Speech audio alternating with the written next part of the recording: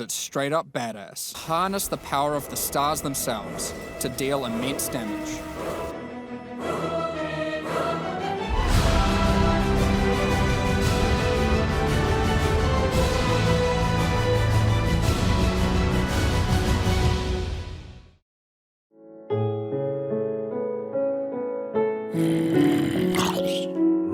Deal immense damage.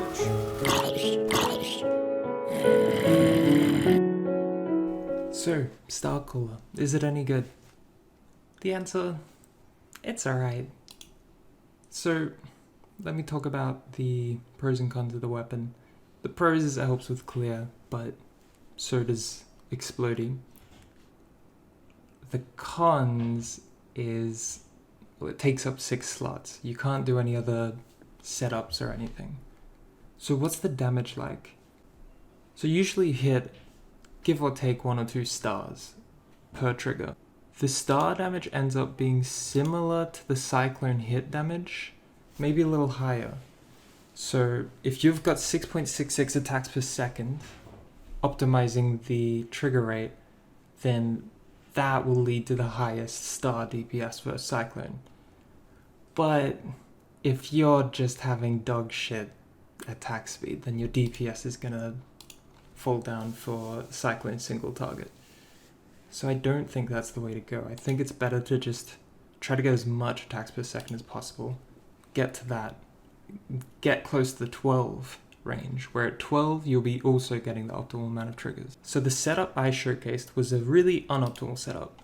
It was a trash version of my character that is Shockwave Cyclone, which I will be making a guide for soon.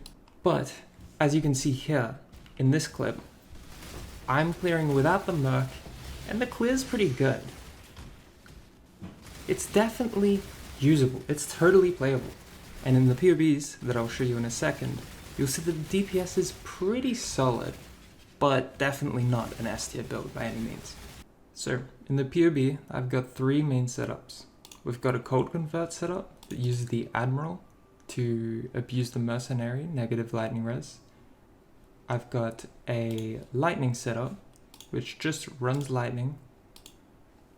The downside of this setup is it's a little bit squishier because you're rocking an Abyssus. But you do get a chest, so it kind of makes up for it. But I think the cold setup is the superior setup because you get freeze, and freeze is OP as fuck. And then finally, I also have a no mercenary setup. The no mercenary setup has 4 mil DPS here. You can probably expect this to be somewhere around 8 mil with no mercenary. Considering the investment, I'd say it's okay. Like, it's totally playable, but obviously you can't really league start it because it's got this weird unique axe. Overall, I would say if you want to play this build, play it this league because you can get a lot of free damage and make it pretty solid. However, I would say that this build is just a worse version of Cyclone Shockwave, which you can play on Champion or Slayer. Both are insane, and that has really solid clear. It's a super solid starter, and I will be making a guide on it soon. So now I'm going to explain why you want to go certain items, my thought process behind the build, and show you some of the reasons why the config is not bait. So on the Cold Convert version here, you can see we've got a low shock and ignite. How do we get that? The axe gives it to us. With the gain mod on the axe, we should be able to do really small shocks and ignites, and that will allow us to abuse tamings for a shitload of damage. If you swap these into like a really nice fizz ring, you can see that the taming completely fucking shits on it. Taming is just that good. Now, we don't use yoke. You could use yoke, but you will be squishier, and we're already pretty low life. I would say yoke is not worth it, but you do get a lot of damage from it, and your shocks will go way up as well.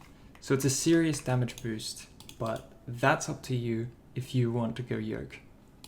As for the other items, Heat Shiver and Abyssus are pretty on par with each other, assuming we freeze. Freezing might be pretty difficult, so if we don't freeze, the damage falls off a lot. This again is up to you. If you just want raw damage, Abyssus is definitely better, but you are tanking your Fizz Max hit pretty hard. That's why I opted for Heat Shiver. Now, you need to have Admiral if you're going cold convert. This item is 100% necessary. It gives a bunch of int, which makes gearing a lot easier since you have a lethal pride as well. It's a fantastic item thanks to the mercenaries. With this node, it's an incredible crit node, and especially on Cyclone, where you can really easily proc a bleed. But bleed only happens if you have a source of fizz damage. So you need to ensure that your gloves plus your mastery do not equal 100%. Ideally, you want 99% convert. As for jewels and what I would run, I would use a lethal pride here. Try to look for double damage. It's the best mod by far for damage, but this is just a random one. You can kind of use whatever because it gives you a lot of strength, which helps gearing be a lot more smooth. Now another choice you can do, Light of Meaning here. It'll up your damage by a fair bit. I'm using pretty solid jewels here. You want to be looking for crit multi. You want to be looking for life. Those are your two best stats.